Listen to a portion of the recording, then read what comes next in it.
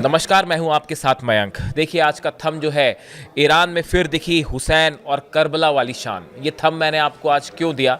देखिए, जैसा कि हम सब जानते हैं, जो करबला में इमाम हुसैन साहब ने जिस तरह से यजीद के अत्याचारों के खिलाफ जो जंग लड़ी, वो जो है सच्चाई के लिए उन्होंने जो आवाज़ उठाई, उसकी गूंज आज फिर ईरान में दिखाई दी।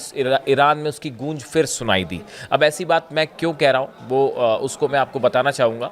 लेकिन देखिए, जिस तरह से ये पूरी जंग हुई करबला की, और जिस तरह से जो है 72 साथियों के साथ न्याय और सच्चाई के लिए जो है इमाम हुसैन ने ये जंग लड़ी, उन्होंने अपनी जान, शहादत उनको मंजूर थी, लेकिन किसी गलत बात के आगे झुकना मंजूर नहीं था।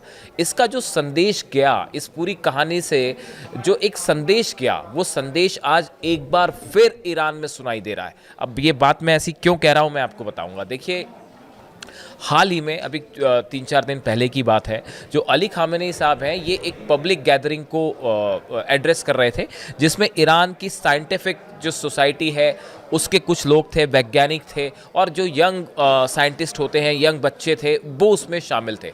मतलब साइंस से जुड़े जो लोग थे वो उसमें शामिल थे। इस पूरी सभा में अली खामेनी साहब ने एक स्पीच दी। देखिए, अमूमन वो लोगों के सामने आते हैं, वो स्पीच देते हैं। इनकी ये जो पूरी स्पीच है, ये तेहरान टाइम्स में छपी, उसका पूरा डिटेल उन्होंने तेहरान टाइम्स ने उसको कवर किया, और मैंने बड़े ध्यान से उनकी एक एक बात समझने की कोशिश की कि वो क्या कहना चाह रहे हैं। और मैं आपको बताऊं, आप यकीन मानिए, हाल फिलहाल के कई सालों के अंदर मैंने इतनी बेहतरीन स्पीच नहीं सुनी। अली खामेनी साहब की कई पब्लिक गैदरिंग्स भी मैंने सुनी है, लेकिन उनकी ये स्पीच बड़ी ही बेहतरीन थी। और इस स्पीच में आप पूछेंगे कि भाई इसमें क्या खास था। उनकी इस स्पीच में उन्होंने बताया कि आखिर कैसे ईरान ने इजराइल के खिलाफ जंग में जीत हासिल की। इस उनकी स्पीच में ये संदेश छुपा था कि आखिर तमाम कोशिशों के बावजूद ईरान अपने दुश्मनों के सामने क्यों नहीं झुक पाया। ईरान की इस ताकत का सोर्स क्या है, कहाँ से ईरान को ये ताकत मिलती है। ये उनकी स्पीच में उन्होंने एक नए ईरान को पेश किया, जो आधुनिक ईरान है उसकी छवि को पेश किया। देखिए, उन्होंने क्या कहा, मोटी मोटी बातें पहले हम उस पर आप चर्चा करें, फिर कैसे मुझे क्यों उससे करबला और इमाम हुसैन की याद आई, मैं आपको वो बताऊंगा बात। देखिए, उन्होंने कहा कि उनकी जो स्पीच जब उन्होंने देना शुरू की, सामने बड़े सारे लोग थे, वैज्ञानिक थे, यंग बच्चे थे, उनको वो मैसेज दे रहे थे। उन्होंने कहा कि अब ईरान जो है वो एक रीजनल पावर नहीं है। सिर्फ ईरान की पहले तुलना ऐसे होती थी कि मिडिल ईस्ट का एक देश है और एक वहाँ का एक देश है जो थोड़ा शक्तिशाली है। उन्होंने कहा अभी ईरान की इमेज जो है ये एक रीजनल पावर की नहीं है। अब ईरान जो है वो पूरे वर्ल्ड का एक शक्तिशाली देश बन के उभर कर सामने आया है। और ईरान ने एक पावर की जो कॉन्सेप्ट होती है, शक्तिशाली ताकतवर देश की जो परिभाषा होती है, उसको नए सिरे से गढ़ दिया है। देखिए, बहुत बड़ी बात है, इसको समझना होगा। हाल ही में मेरे एक दर्शक ने एक कमेंट किया, असल में ये मेरे दिमाग में बात वहाँ से चल रही थी, मैं उनका नाम भूल गया। अभी पिछले 2-3 दिन पहले का जो वीडियो था उसमें उन्होंने कमेंट किया और पूछा कि मयंक जी ये बताइए, आपको शक्तिशाली देश कौन सा लगता है, ईरान लगता है, अमेरिका लगता है, या इजराइल लगता है। उन्होंने इस तरह की बात की कि इन तीनों में ज़्यादा शक्तिशाली देश कौन सा है।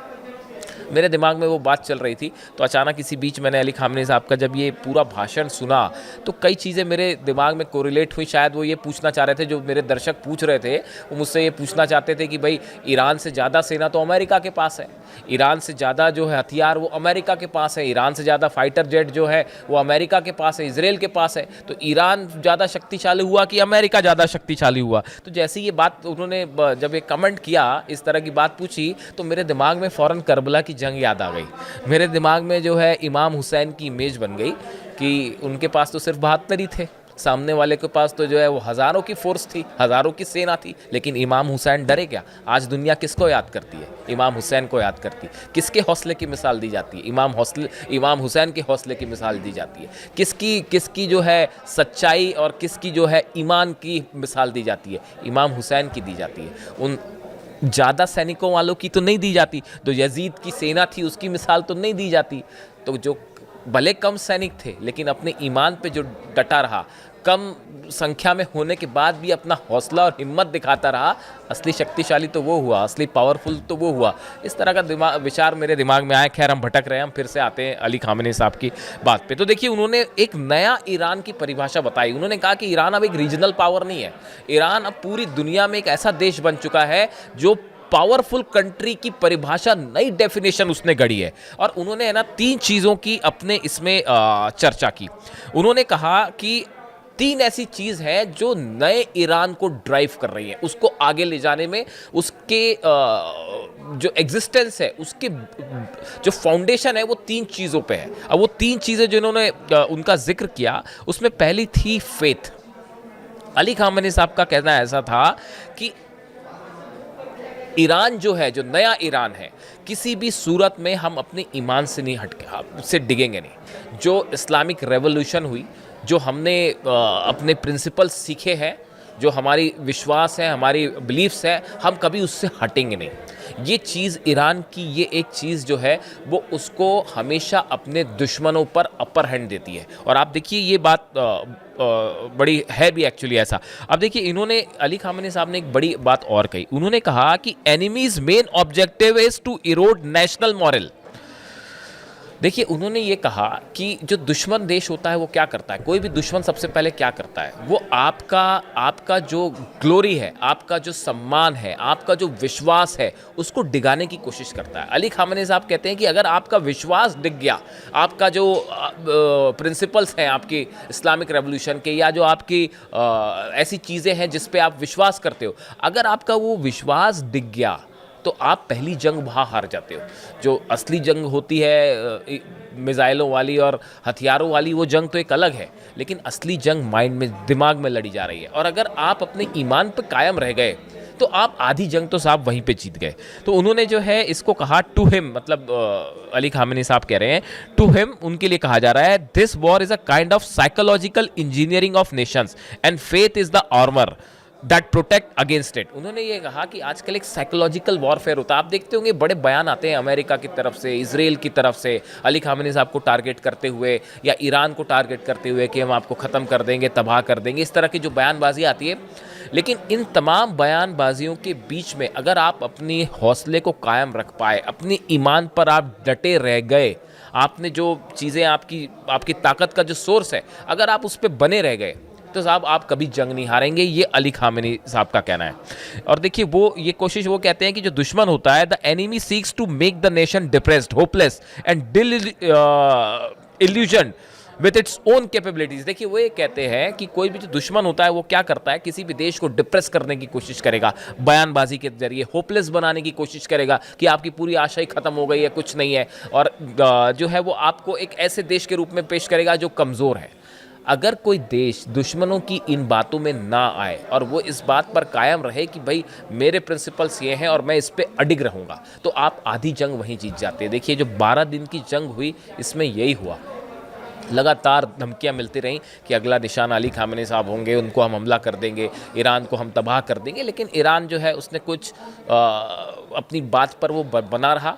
अली खामेनी साहब पब्लिक के बीच में भी आए, उन्होंने तो नमाज तक पढ़ दी, बीच में आके ओपन होके एक मस्जिद में वो आ गए और लगातार वो अपनी बात पर कायम रहे। जो होगा वो देखा जाएगा।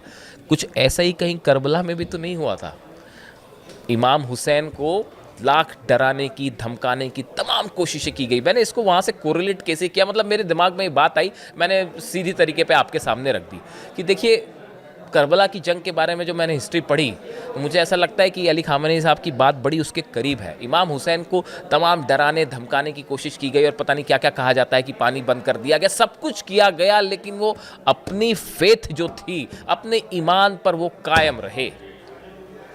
और यही चीज़ आज ईरान की बहुत बड़ी ताकत है। देखिए, दूसरी चीज़ आप कहें नॉलेज, जो अली खामेनी साहब ने अपनी बात दूसरा बड़ा संदेश दिया। 3 बातें कही, पहली फेथ हो गई, ईमान हो गई, है ना। दूसरी जो बात उन्होंने कही वो नॉलेज। उन्होंने कहा कि इस फेथ के साथ, ईमान के साथ जो सबसे बड़ी ज़रूरत है वो है साइंटिफिक प्रोग्रेस। वो ये कहते हैं कि कोई भी देश अगर सिर्फ ईमान पे, फेथ पे रहे और तरक्की ना करे तो ये बैलेंस बिगड़ जाता है। आपको पूरे साइंटिफिक डेवलपमेंट करने पड़ेंगे और उसके साथ आपको अपने ईमान पर कायम रखना होगा, तब आप अपने देश को तेजी के साथ आगे बढ़ा सकते हैं। और यही ईरान की ग्लोरी, ईरान जो एक बड़े पावरफुल देश के रूप में उभर कर सामने आ रहा है, ये उसका आधार है, ऐसा अली खामेनी साहब का कहना है। देखिए, उन्होंने जो है अपनी इस स्पीच में कई सारी चीज़ें कहीं। उन्होंने जो है वो ये भी बताया कि कैसे ईरान ने बड़े कम समय में जो है वो पिछले कुछ समय में कैसे जो है वो अलग अलग क्षेत्रों में जो है वो तेज़ी से विकास किया है, चाहे वो मेडिकल होए, चाहे वो स्पेस साइंस हो, चाहे वो न्यूक्लियर साइंस हो, मेडिसिन साइंस हो, हर क्षेत्र का अली खामेनी साहब ने बड़ी स्पेसिफिकली इन सब वर्ड्स का जो है उसमें जिक्र किया कि कैसे जो है इन सब क्षेत्रों में जो है वो ईरान तेज़ी से तरक्की कर रहा है। यानी आप देखिए, एक तरफ वो ईमान की बात कर रहे हैं, रिलीजन की बात कर रहे हैं अपने, कि कैसे रिलीजन के धार्मिक जो विश्वास है उस पर कायम रहता है, फेथ बनाए रखनी है, और साथ ही साथ वो साइंस की भी बात कर रहे हैं। देखिए, सिर्फ ऐसा नहीं है कि वो रिलीजियस बात कर रहे हैं और साइंस की बात नहीं कर रहे हैं, वो साइंटिफिक डेवलपमेंट भी चाहते हैं। आप विजन देखिए कि कैसे वो ये भी चाह रहे हैं कि सिर्फ फेथ ना हो, विजन साथ में जो है नॉलेज भी हो। उन्होंने कहा, described science as the foundation of national deterrence. ये कितनी बड़ी बात है। देखिए, उन्होंने जो है साइंस को उन्होंने नेशनल डिटरेंस का नाम दिया। आपने डिटरेंस सुना होगा कि क्या है, परमाणु बम डिटरेंस होता है, मिसाइल डिटरेंस होती है। यानी डिटरेंस मतलब आपके पास अगर वो चीज़ है तो दुश्मन 10 बार सोचता है हमला करे नहीं करे। लेकिन अली खामेनी साहब ने कहा कि नॉलेज इज द डिटरेंस। यार क्या खूबसूरत बात है, वाह। उन्होंने ये बात कही कि अगर आपके देश के पास, आपको अगर इंडिपेंडेंस चाहिए, अपने दुश्मनों पर अगर आपको विजय हासिल करनी है, जीत हासिल करनी है, फतेह हासिल करनी है, तो आपके पास साइंटिफिक डेवलपमेंट होना चाहिए, नॉलेज होना चाहिए। आपके पास मिसाइल्स बनाने का नॉलेज होना चाहिए, एडवांस नॉलेज होना चाहिए, एडवांस वेपन्स भी होने चाहिए आपकी। और सिर्फ वॉर ही नहीं, मेडिकल साइंस भी डेवलप होए, स्पेस साइंस भी डेवलप होए, आपके अंदर जो अलग अलग बायोलॉजिकल नए इन्वेंशंस हो रहे हैं वो भी होने चाहिए, साइंटिफिक फिजिक्स से जुड़े नए इन्वेंशंस होने चाहिए, तब आपका देश आगे बढ़ता है। और जब आप ओवरऑल तेजी से विकास करते हैं तो ये होता है, ये एक फाउंडेशन ऑफ नेशनल डिटरेंस कहलाएगा ये वाकई। और उन्होंने देखिए, मैं जो वर्ड्स कह रहा था, Iran scientific achievement in field such as nano technology, laser technology, defence industry and particularly nuclear science, इस सब का उन्होंने जिक्र किया अपनी स्पीच पे। देखिए, ये सब शब्दों का एक रिलीजियस लीडर है, वो सुप्रीम लीडर है, लेकिन उसके साथ साथ वो साइंस के बारे में भी अच्छी खासी नॉलेज रख रहे हैं और कितना साफ विजन रख रहे हैं वो कि कहाँ हमको ईरान को आगे ले जाना है। ये जो है जो उनका सेकंड जो स्पीच का फोकस था वो नॉलेज पे था। और ये बात तो आप भी याद रखिएगा, ये बहुत ही खूबसूरत लाइन है, one of the best line I heard in last few years. उन्होंने described science as the foundation of national deterrence. Amazing lines हैं। देखिए, इसके अलावा तीसरी बात, दो बात कर ली हमने, फेथ यानी ईमान की बात कर ली एक प्रकार से, दूसरी नॉलेज की बात कर ली, साइंस की बात कर ली। जो उन्होंने कहा, उन्होंने ईरान की तीसरी खास बात बताई, स्टडी फास्टनेस। ये तेहरान टाइम्स में इंग्लिश वर्जन में ये छपा हुआ है पूरा आर्टिकल, मैंने इंग्लिश वाला ही पढ़ा तो उसमें शब्द है, उसको फिर मैंने ट्रांसलेट किया। देखिए, स्टडी फास्टनेस क्या मतलब हुआ, अपनी बात पर कायम रहना, अपनी बात पर डटे रहना। ये तीसरी चीज़ उन्होंने बताई जो ईरान को, नए ईरान को बना रही है। देखिए, इन खामेनीज view, nations are defeated not when enemies cross their borders but when they infiltrate their minds। देखिए, स्टडी फास्टनेस जो तीसरी बात अली खामेनी साहब ने बताई, यानी कि अपनी बात पर कायम रहना, अपनी बात पर डटे रहना, ये जो तीसरी खास बात उन्होंने ईरान की बताई। देखिए, उन्होंने कहा कि अभी जो ये टॉक्स हुई, न्यूक्लियर टॉक्स हुई और तरह तरह के ईरान के ऊपर दबाव आए कि आप न्यूक्लियर डील कर लीजिए, इन तमाम बातों के बावजूद ईरान जो है वो अमेरिका के सामने झुका नहीं, वो अपनी बात पर कायम रहा। शुरू से जो स्टैंड था वो आज भी है, चाहे जंग हो जाए, चाहे जो हो जाए। ये जो एक क्षमता है ईरान की, ये उस नए ईरान को बना रही है, उस नए ईरान में एंटर करवा रही है लोगों को, जो कि अगली सेंचुरी का ईरान है, एक आधुनिक ईरान है, एक सेल्फ रेजिस्टेंस ईरान है, जो कि अपने पर आधारित है, किसी दूसरे पे बोरोड प्रिंसिपल्स पे आधारित ईरान नहीं है। देखिए, उन्होंने ये कहा In Khamenei's views, nations are defeated not when enemies cross their borders, but when they infiltrate their minds. देखिए उन्होंने कहा कि कोई भी देश कब हारता है, जब सामने वाला देश आपके दिमाग में घुसकर आपके सोच को हाईजैक कर ले, तब हारता है। अगर कोई दूसरा देश या दूसरे देश के लोग जो है आपके विचारों को हाईजैक कर ले, तब आप हारते हैं, तब वहाँ से देश का हारना शुरू करता है। लेकिन अगर आप अपनी कल्चर को समझते हैं, अपने प्रिंसिपल्स को समझते हैं, अगर वो आप अपनी बातों पर डटे रहना जानते हैं, कायम रहना जानते हैं, तो आप वाकई आज़ाद हैं। देखिए ये कितनी बड़ी बात है कि आप जंग जो है बाहर तो हारते ही है, लेकिन असली चीज़ हार जीत बाहर की लगी रहती है। लेकिन अगर सबसे पहला ज़रूरत है आपको दिमाग में आपकी जंग जीतनी चाहिए। अगर आपने वो हौसला कायम रख लिया तो आप जंग जीत गए। देखिए ऐसा ही कुछ शायद करबला में भी हुआ, ऐसा ही कुछ इमाम हुसैन ने भी एग्जाम्पल पेश किया, उनके ऊपर दबाव डालने की कोशिश की गई, लेकिन उन्होंने कहा जो बात गलत है वो गलत है, मैं उसे कभी स्वीकार नहीं करूंगा, चाहे इसके लिए जो करना पड़ जाए। 12 दिन की जंग हुई, ईरान ने कहा जो करना पड़ जाए हम करेंगे, लेकिन हम आपकी शर्तों पर डील नहीं करेंगे, हम जिस बात जो हमारी सोच है हम उस पर बने रहेंगे। इसीलिए मेरे मन में ये बात आई अली खामेनी साहब की स्पीच सुनने के बाद, इसका एनालिसिस करने के बाद मेरे दिमाग में एकदम से इमेज बनी करबला वाली कहानी की, और कैसे इमाम हुसैन ने जो है वो शान के साथ वो जंग लड़ी। भले उनकी शहादत हुई हो, लेकिन बड़ी बात वो नहीं थी, बड़ी बात ये थी कि वो अपने प्रिंसिपल्स पर कायम रहे। उसके लिए उन्होंने जान देना मुनासिब समझा, लेकिन वो पीछे नहीं हटे। और आज यही वजह है कि करोड़ों लोग जो है बच्चा जो है उनको इमाम हुसैन की बहादुरी की कहानी सुनाई जाती है। देखिए इसके साथ ही जो है उन्होंने कई चीज़ें और बताई।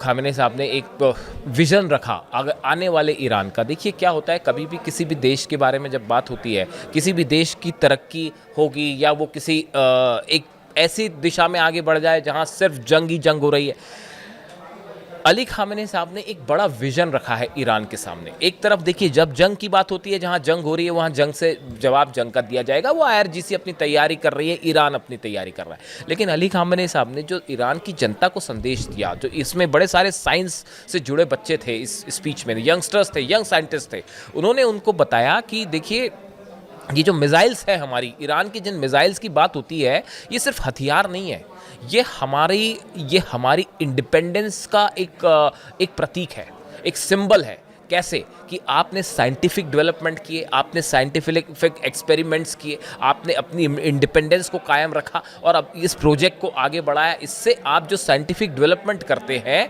वो आपके देश की रक्षा में काम आए। उन्होंने आज ईरान को, देखिए जो मिसाइल अटैक हुए इजराइल पर, वो मिसाइलें क्या है, वो इसी इंडिपेंडेंट ईरान का एक सोर्स है जिसने ईरान को जीत दिलाई जंग में, जिसने ये साबित किया कि एक इंडिपेंडेंट ईरान है, स्वतंत्र ईरान है जो किसी के सामने झुकेगा नहीं। तो ये जो मिसाइल्स हैं ये सिर्फ जंग नहीं है, ये एक सिंबल है ईरान की इंडिपेंडेंस का, एक ऐसे ईरान का जो खुद पर निर्भर करता है, एक ऐसे ईरान का जहां पे जो आगे बढ़ना चाहता है। इसीलिए साइंस भी ज़रूरी है। देखिए कैसे उन्होंने चीज़ों को इंटरमिंगल किया, और ये सिर्फ वेपन नहीं है, ये ईरान की शान है।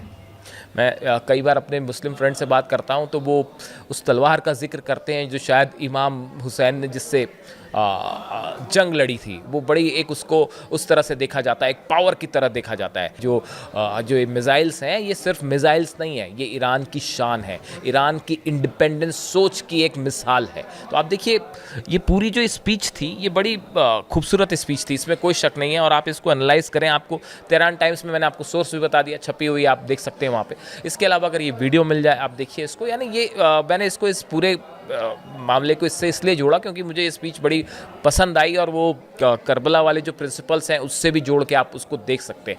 देखिए जंग का क्या होगा मुझे नहीं पता, आगे अमेरिका का क्या रुख रहता है ईरान को लेकर, और न्यूक्लियर डील हो पाती है नहीं हो पाती है, जंग होगी नहीं होगी, ये तो इसके बारे में कोई प्रिडिक्शन नहीं होता है। लेकिन जो चीज़ होती है सीखने वाली, देखिए हर रिलीजन के लोग अपनी चीज़ें पढ़ते हैं, हिंदूज़ अपनी चीज़ें पढ़ेंगे, मुस्लिम अपनी चीज़ें पढ़ेंगे, ईसाई जो हैं वो बाइबल पढ़ेंगे, अपनी अपनी चीज़ें हर सब कोई पढ़ते हैं। लेकिन ज़रूरी क्या होता है, ज़रूरी सिर्फ उसको पढ़ना नहीं है, आप उससे क्या सीख रहे हैं और उसको अपने जीवन में कितना उतार रहे हैं, ये ज़्यादा ज़रूरी है। कि आपने कोई चीज़ पढ़ी, आपने बाइबल पढ़ा, कुरान पढ़ा, आपने रामायण पढ़ा, या कोई भी लोग जो अपने अपने बुक्स पढ़ते हैं, रिलीजियस बुक पढ़ते हैं, पढ़ना तो अच्छी बात है ही, लेकिन आपने उसे सीखा कितना, उसको अपने जीवन में कितना उतारा। और इसी का एग्ज़ाम्पल है अली खामेनी साहब, और इसी का एग्ज़ाम्पल है इस बात का जवाब कि ईरान जो है क्यों नहीं हारा इतनी बड़ी जंगों के बावजूद। कैसा लगा आपको ये बात, मेरे मन में आई, मैंने रख दी आपके सामने। अगर अच्छा लगा हो तो कमेंट करिएगा, बताइएगा कैसा लगा। Thank you so much.